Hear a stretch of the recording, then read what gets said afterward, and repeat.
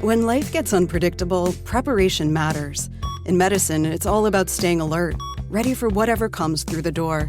On the road, it's no different.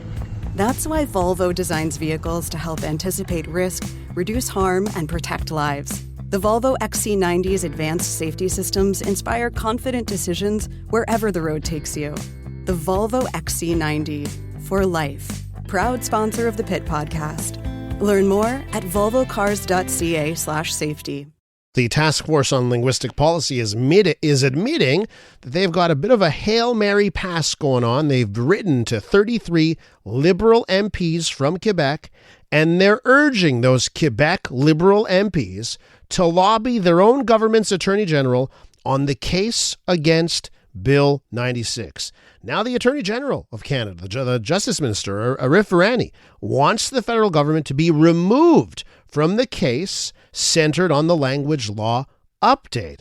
Let's find out a little bit more about the push to get Quebec MPs involved with Andrew Caddell, president of the Task Force on Linguistic Policy. Andrew, welcome back to the program. Good morning, Elias. I seem to be on a lot. And listen, I just want to say one thing. I know obviously you come on the Big Five every now and again. I heard you yesterday. You went into unfriendly waters. You went onto French radio, okay? And you just yelled. You yelled for, you were fighting the entire interview. I hope we don't have a contentious interview en anglais. But boy, that was a sight to be seen, or a sound to be heard. You on French radio fighting the good fight. Well, the problem is that when you and I discuss, we discuss normally, and we discuss the facts. When you're on with Richard Martineau with this guy, Nick Payne, there was nothing but, I don't want to say lies, mistruths and misleading statements. So, okay. And it's very frustrating when you're dealing with that. So I know I can trust you. Okay, we're discussing issues. But here's the thing, right? Well, there's frustration against Quebec media people that are the usual suspects to be going along with policies that may hurt the Anglophone community. But here's this latest battle of yours, writing to 33 Quebec MPs, right? The Liberal MPs that hail from Quebec. I mean, including the Prime Minister. And this should be friendly territory. They should be open to your concerns, n'est-ce pas? So tell me about what you're asking those MPs to lobby for. Well, what happened was, in late May of 2023, just before the new sections of Bill 96 came to be applied, which were actually some of the more egregious ones, we took the Quebec and federal governments to court. And in a delaying tactic, effectively, the federal attorney general came back last July with a submission to withdraw from the case. It was what they call a motion to dismiss. Yeah. So that has now ended up in court next Monday. And I thought, well, let's give them the benefit of some good faith. The Prime Minister's leaving. My feeling was this motion to dismiss came directly from the Prime Minister's office. Sort of make this go away. Having been an assistant on the Hill, I know that make it go away is very often something that people in power want. So we've reached out to the 33 MPs, including the Prime Minister, and asked that they drop this motion to dismiss and let the case proceed with both the federal and provincial attorney generals as the opposition, with us as the plaintiffs.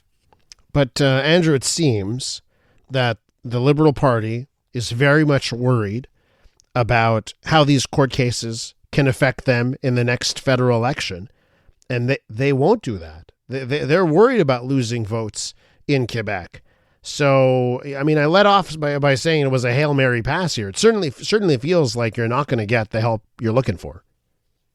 Well, as a big football fan, I actually described it as that. And I don't have much faith that anything will happen, but I thought we should really give them the opportunity to lobby the minister, who is a Montrealer, by the way, and what did replace David Lametti, who is a Montrealer, and I think probably understood the nature of these sorts of cases, and the fact that the federal government and the Attorney General of Canada are sworn to uphold the Constitution of Canada.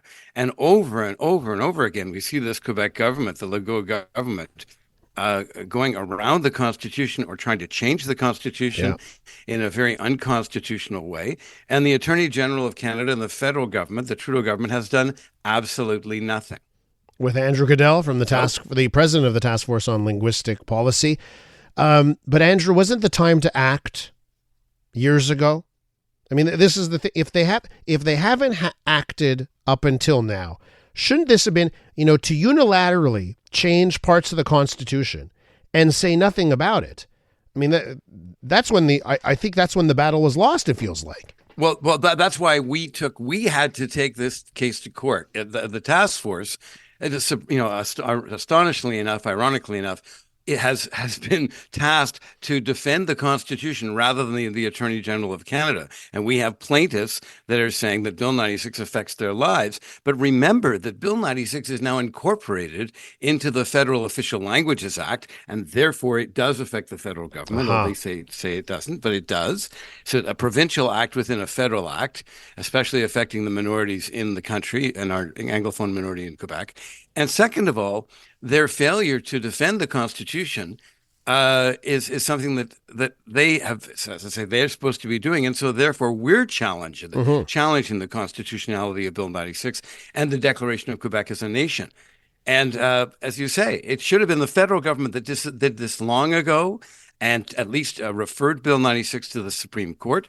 They did nothing, and now it's up to us as a grassroots organization to raise the money and to go out and go to court next Monday. So this is our first step. I mean, there'll be other cases, and it could go all the way to the Supreme Court. Do you think you'll be successful in forcing Referani and the federal government to stay in this lawsuit?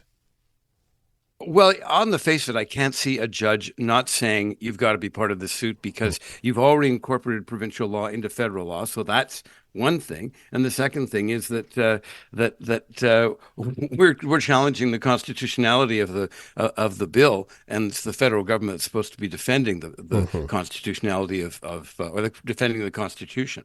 So I think on the face of it, no judge can say no. Andrew, to wrap this up, I'd like to turn our attention to another group of liberals, not federal liberals, the Quebec Liberal Party, because their leadership race, the official kickoff was yesterday, and boy, we saw some faces that are running, vying to be the next leader of the Liberal Party, already do some media yesterday, Pablo Rodriguez among them. So I want to ask you, this Liberal leadership race, how much do you think the defense of Anglo rights will be a part of that race? And I ask that because, boy, it seems like the Liberals, they're so desperate to get more than 4% of Francophone votes that they're going to be facing the same types of challenges that these federal Liberal MPs face when making decisions. How do you feel? How do you feel the Quebec Liberal race will shake down for Anglophones? Well, I've always said that the more nationalist you try to be, the more you push people into the other camp. So if the Quebec conservatives or the federal liberals, the federal conservatives try to be more nationalist, they're just going to create more voters for the Bloc Québécois. The Liberal Party of Quebec has always been strong on the economy, always been strong on supporting the human rights, not just Anglophone rights, but human rights. And let's face it, right now, their base is the Anglophone community because that's essentially all the ridings that they have. Yeah. Save, I think, 2 or 3 are Anglophone ridings. So I think the Anglophone MNAs have to come forward and say, look, we have a serious problem in this province right now in the fact that we're being discriminated against openly by the government. And you've got to come out and say, the candidates have to come out and say where they stand on the issue of Bill 96 and whether the Anglophone community is wanted, desired, and welcomed here, because there is really a serious issue of whether there'll be another exodus. And I'm just saying, I'm trying to get any of these candidates to come up with a simple, concise answer on the bills, the 96 or the 21. Ooh, it is going to be very interesting to see how they eventually come down policy-wise before the members have to go to a vote. Okay, Andrew, listen, we're out of time. Always a pleasure catching up.